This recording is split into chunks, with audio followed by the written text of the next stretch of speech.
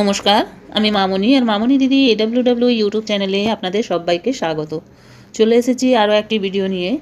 আজকের ভিডিও হলো autism spectrum disorder বা ASD। অফিস থেকে আমাদেরকে অর্ডার দেওয়া হয়েছে এই ASDর সমীক্ষা আমাদেরকে করতে হবে, যা সার্ভে করতে হবে।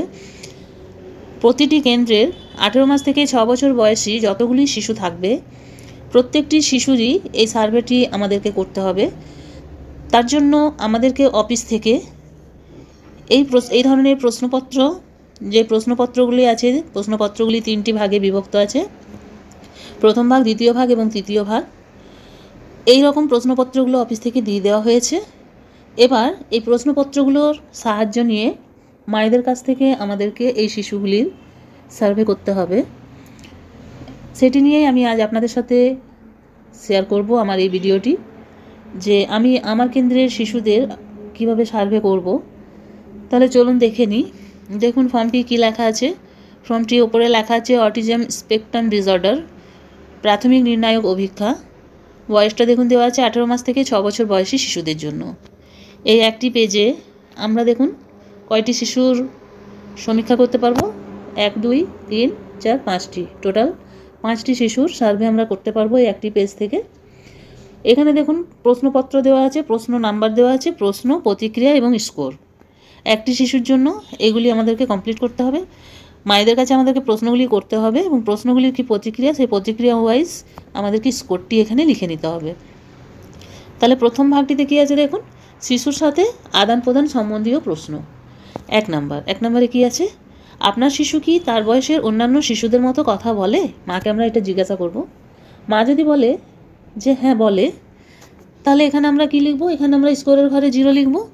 এবং মা যদি বলে যে না, আমার শিশুটি তার অন্যান্য বয়সী শিশুদের মতো কথা বলতে পারে না, তাহলে আমরা তখন কি লিখব, তখন আমরা স্কোরের জায়গায় কিন্তু এখানে 1 লিখব। এরপর চলে যাব 2 নম্বর প্রশ্নে।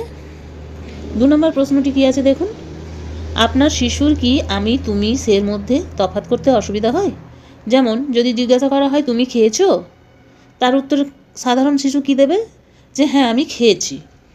কিন্তু যদি কোনো অটিজম স্পেকট্রাম ডিসঅর্ডারের শিশু থেকে থাকে, তাহলে সে তার উত্তর দেবে খেয়েছো। সেও আমার কথাটি ঘুরিয়েই বলবে খেয়েছো। অথবা সেই শিশুটির যা নাম, যেমন ধরুন শিশুটির নাম যদি রাম হয়, তখন সে কিন্তু উত্তর দেবে রাম খেয়েছে। এই ধরনের যদি উত্তর দেয়, প্রশ্নটি তাহলে ভালো করে পড়ুন, আপনার শিশুর কি আমি তুমি সের মধ্যে তফাৎ করতে অসুবিধা হয়? এইরকম যদি শিশুটির অসুবিধা হয়, তাহলে এখানে আপনারা কি লিখবেন, যদি অসুবিধা হয়ে থাকে হ্যাঁ হয়, তাহলে এখানে আপনি 1 লিখবেন। এবং যদি সেরকম কিছু অসুবিধা না হয়ে থাকে, তাহলে কি হবে, এখানে আপনারা কিন্তু 0টি লিখবেন, 0 লিখে দেবেন। এরপরে 3 নম্বরে চলে যাব। 3 নম্বরে কি আছে, আপনি যদি আপনার শিশুকে কোনো নির্দিষ্ট দিকে, যেমন খেলনা, চাঁদ দেখতে বলেন, আপনার শিশু কি সেই বস্তুটির দিকে তাকায়? ধরুন আপনি আপনার শিশুটিকে, আপনার কেন্দ্রের শিশুটিকে বললেন যে ওই খেলনাটা নিয়ে এসো, সে সঠিক খেলনাটার দিকে তাকাচ্ছে? যদি সেরকম হয় তাহলে হ্যাঁ, যদি হ্যাঁ হয়, হ্যাঁ দেখতে পায়, তাহলে হ্যাঁ হলে এখানে আপনি 0 লিখবেন। এবং যদি শিশুটি দেখেন যে না, সেই জিনিসটি শিশুটি বুঝতে পারছে না, বা কোনটা চাঁদ বা কোনটা খেলনা সেই দিকে তাকাচ্ছে না, তাহলে তখন কিন্তু আপনি এখানে 1 লিখবেন। এই জায়গাটাতে তখন আপনারা কিন্তু 1 লিখে দেবেন। ঠিক আছে। এরপরে চলে যাব 4 নম্বর প্রশ্নে। 4 নম্বর প্রশ্নটি আছে, আপনার শিশু কি যোগাযোগের জন্য সহজ অঙ্গভঙ্গি ব্যবহার করতে পারে? যেমন কিছু চাইবার জন্য হাত পাতা, হাত নেড়ে ডাকা, টাটা করা ইত্যাদি।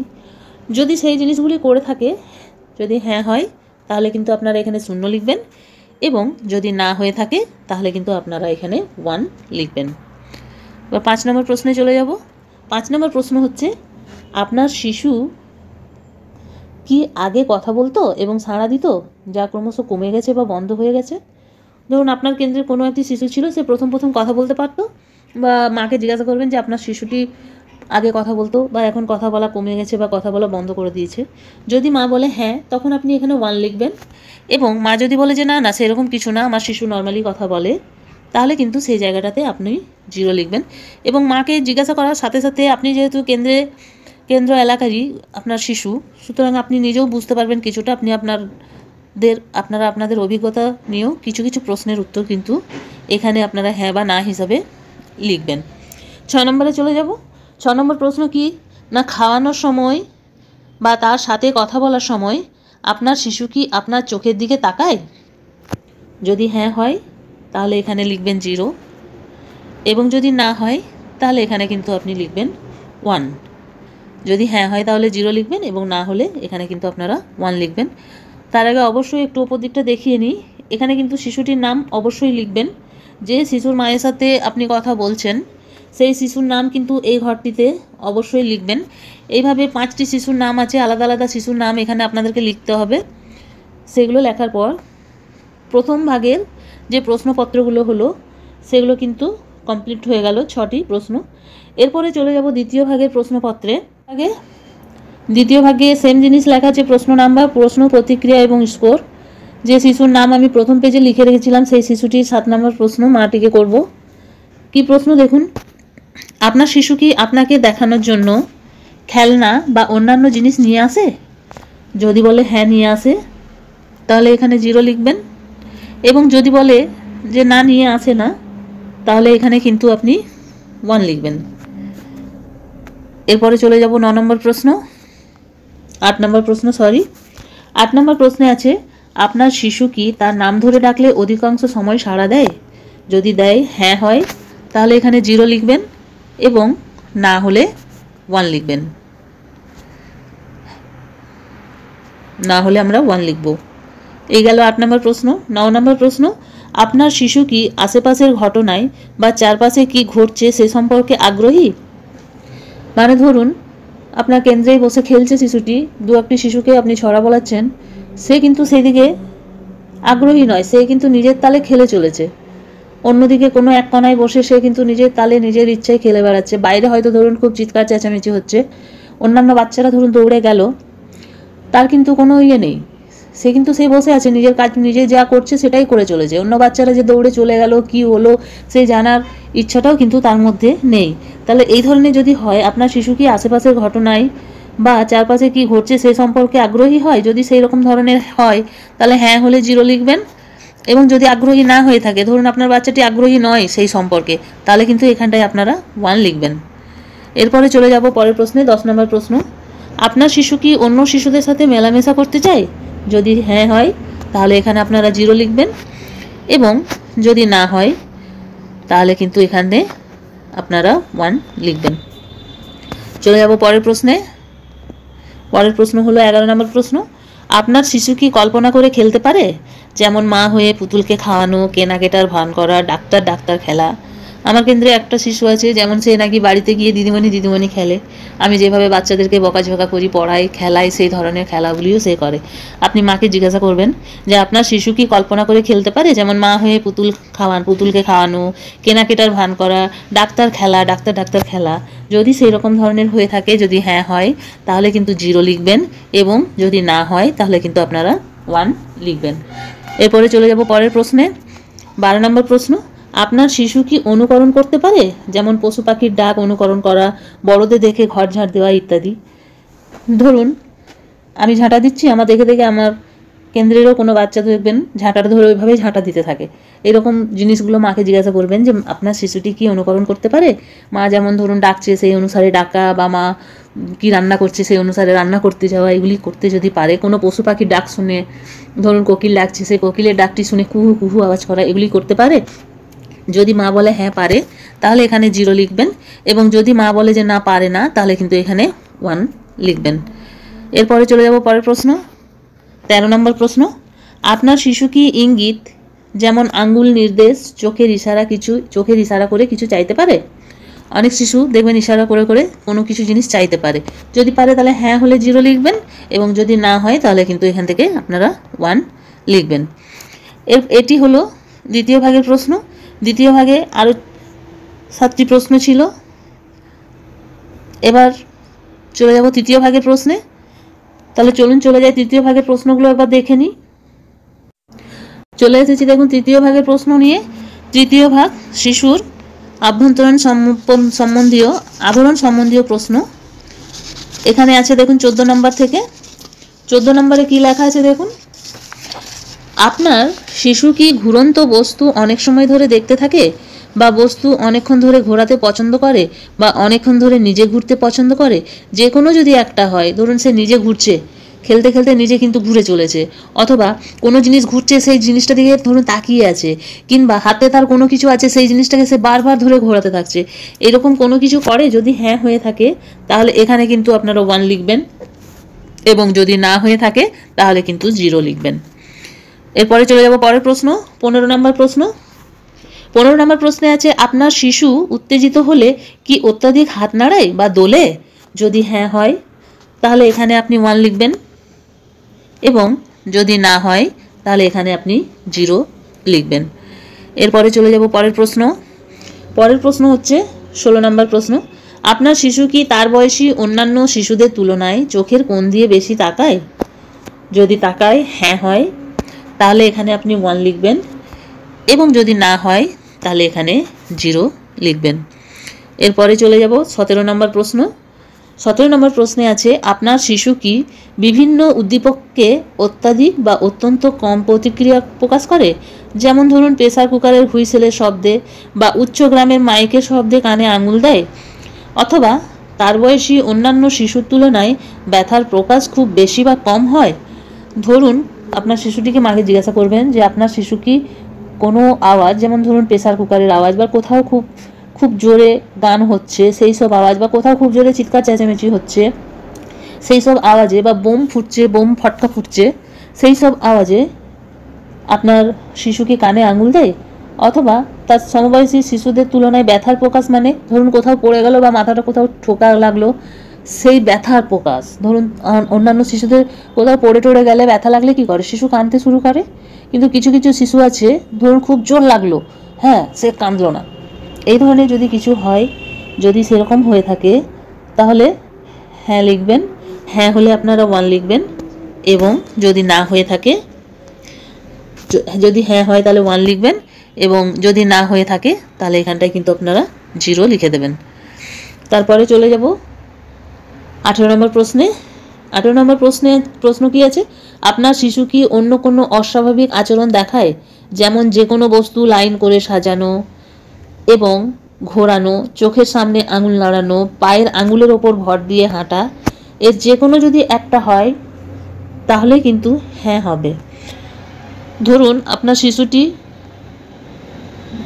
বসে আছে খেলতে খেলতে, ধরুন চটি খোলা আছে, অনেকের চটি জুতো খুলে রাখা আছে, সেইগুলো ধরুন এক জায়গায় নিয়ে এসে পরপর পরপর করে সাজিয়ে রাখলো, অথবা কোনো জলের বোতল আছে, জলের বোতলগুলোকে নিয়ে পরপর পরপর সাজিয়ে রাখলো, কিংবা চোখের সামনে আঙুল নাড়াতে শুরু করে, অথবা দেখবেন ওরা পায়ের বুড়ো আঙুলের ওপরে কখনো কখনো সময়, সব সময় না, কিছু কিছু সময় পায়ের বুড়ো আঙুলের ওপর দিয়ে ভর দিয়ে হাঁটে।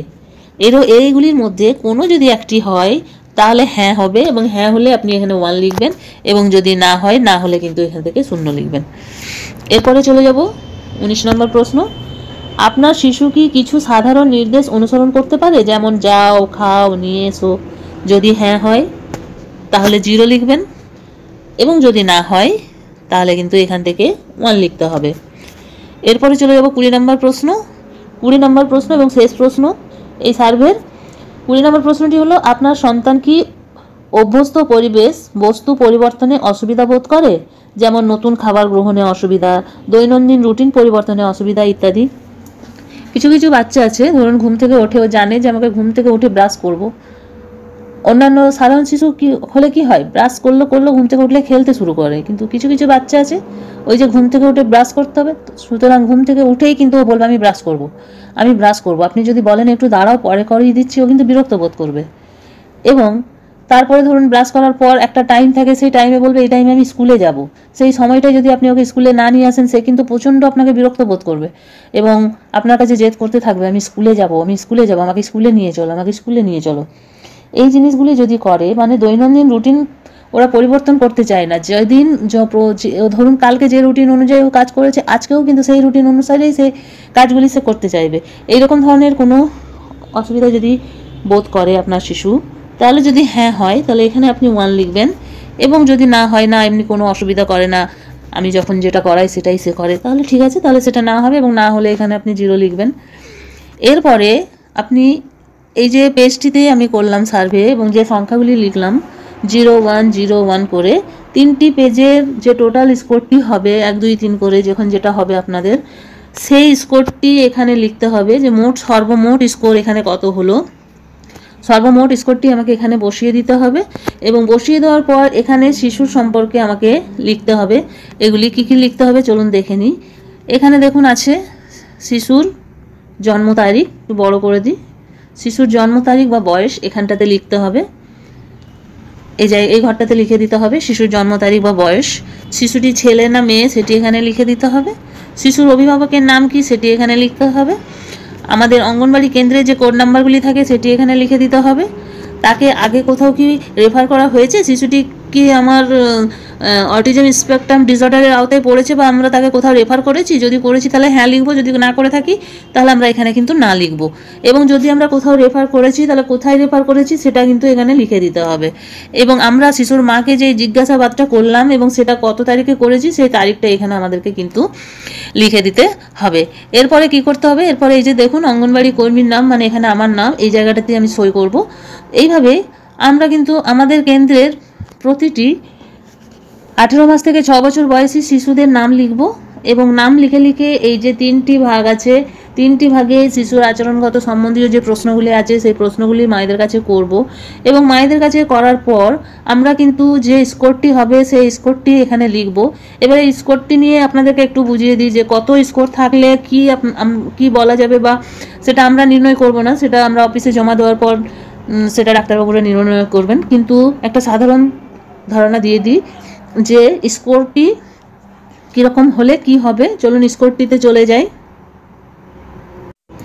দেখুন এই স্কোরটি, যদি স্কোরটি 4 হয় তাহলে অটিজম স্পেকট্রাম ডিসঅর্ডারের কোনো সম্ভাবনাই নেই বা এএসডির কোনো সম্ভাবনাই নেই। স্কোরটি যদি আমাদের 4 থেকে 7-এর মধ্যে হয়, ওই যে বললাম না 1 বা 0 লিখে লিখে আসবেন, সেটি লাস্টে টোটাল করতে হবে এবং টোটাল করার পর যে সেটি যদি 4 হলো, ধরুন কোনো শিশুর স্কোর 0 হলো, ঠিক আছে, তাহলে আমরা 0 লিখবো, কোনো ঝামেলা নেই। যদি 4 হয়, 4 হলেও দেখুন তাহলে কোনো অসুবিধা নেই, কারণ এটি তাহলে এএসডির কোনো সম্ভাবনাই নেই। এবং 4 থেকে 7-এর মধ্যে যদি নাম্বারটি হয় আমাদের, তাহলে হালকা সম্ভাবনা আছে, সেটা আমরা তো বুঝতে পারবো না, সেটা ডাক্তারবাবুরা বুঝতে পারবেন। ওনারা দেখবেন এবং দেখে কাউন্সেলিং করবেন এবং কাউন্সেলিং করে ওনারা বুঝতে পারবেন। সাধারণ ধারণা দেওয়ার জন্য আমি এই জিনিসটি দেখিয়ে দিচ্ছি। যদি স্কোরটি আমাদের 8 থেকে 11-র মধ্যে হয় তাহলে মাঝারি সম্ভাবনা আছে, এবং স্কোরটি যদি 12 থেকে 15-র মধ্যে হয় তাহলে খুব উচ্চ সম্ভাবনা আছে, আর স্কোরটি যদি 16 থেকে 20-র মধ্যে হয় তাহলে খুব উচ্চ সম্ভাবনা আছে। এইভাবে আমাদের প্রতিটি কেন্দ্রের শিশুদের কিন্তু সার্ভে করে আমাদেরকে অফিসে জমা দিতে হবে এবং অফিসে জমা দেওয়ার পর এটা আমাদের অফিসের বিভিন্ন বিভাগ আছে, সেই বিভাগ অনুযায়ী শিশুরটি আমার অটিজম কিনা সেটি নির্ধারণ করা হবে এবং পরবর্তী পদক্ষেপ নেওয়া হবে। এইভাবে আমরা আমাদের কেন্দ্রের এএসডির যে সার্ভেটি করতে দেওয়া হয়েছে সেটি করব। এই ছিল আমার আজকের ভিডিওটি ভালো লেগে থাকলে একটি লাইক করবেন, আমার চ্যানেলে নতুন হয়ে থাকলে চ্যানেলটি সাবস্ক্রাইব করবেন এবং ভিডিওটি বেশি বেশি শেয়ার করবেন যাতে অন্যান্য দিদিদের কাজে লাগে। আজ এই পর্যন্তই, আবার চলে আসবো আরও একটি নতুন ভিডিও নিয়ে। ততক্ষণ সবাই ভালো থাকুন, সুস্থ থাকুন। ওকে, বাই বাই।